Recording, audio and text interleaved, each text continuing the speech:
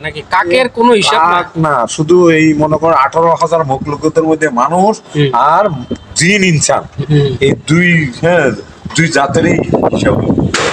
আর এই যে মনে করো পশু পাখি হায়ান জানোয়ার যত আছে 18,000 মখলুক, পিঁপড়া সাপ বিচ্ছু, সবাই কিয়ামতের দিন উঠবে হিসাব কিতাবের দিন, কিন্তু তাদের হিসাব কিতাব হবে না, কাকের কোনো হিসাব হবে না।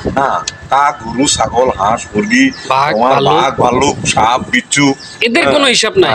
হিসাব মূলত আমাদের মানুষের জিন আর ইনসান এই দুই জাতের হিসাব হইব কাল কিয়ামতের ময়দানে। হাজার হাজার কোটি কোটি বছর দাঁড়াই থাকতে হইব। এই যে আপনার পিছনে একটা কাক দেখছেন, ওই যে কাক, এই কাকের কোনো হিসাব নাই। না, নিষ্পাপ নিষ্পাপ নিষ্পাপ নিষ্পাপ আল্লাহ।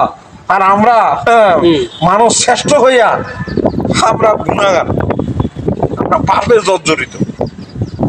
সে একটা পাখি, সে নিষ্পাপ। আচ্ছা, সেও তো আল্লাহর দেওয়া নিয়ামত খাইতেছে। কিন্তু সে মনে করেন কারো সম্পদ খাইতেছে না, কারো জোর করে খাইতেছে না, কারো করতেছে না, সে টোকাই খাইতেছে, আহার করতেছে, এই বিন্দু বিন্দু বিন্দু বিন্দু করে এখান থেকে খুঁজতেছে, ওখান থেকে খুঁজতেছে, এখান থেকে খুঁজতেছে, জোর করে খাইতেছে না। মানুষ আমরা মানুষের একজনের সম্পদ, একজনের চাকরি, একজনের ব্যাংক ব্যালেন্স, আমরা খাচ্ছি জোর করি, ক্ষমতার বলে, চাকু ঠেকাইয়া দিয়া, ক্ষমতার বলে আমার পাওয়ার আছে, এই পাওয়ার খাটাইয়া আমরা ক্ষমতার অপব্যবহার। তুমি যে ওই যে মালয়েশিয়া কোথায় ছিলা? কুয়েত।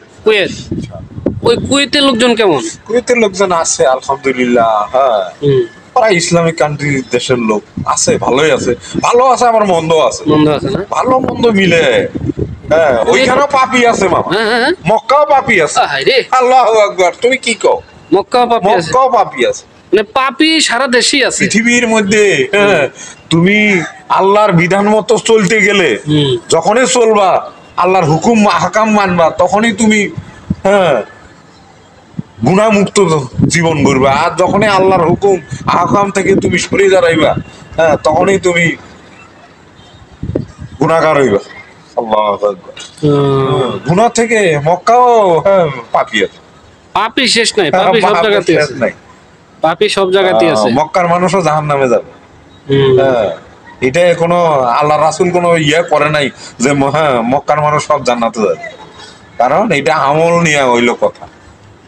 যে যদ্দূর আমল করবো, যে যদ্দূর আল্লাহরে রাজি খুশি করতে পারবে, আমল দিয়া, জিকির দিয়া, নামাজ দিয়া, রোজা দিয়া,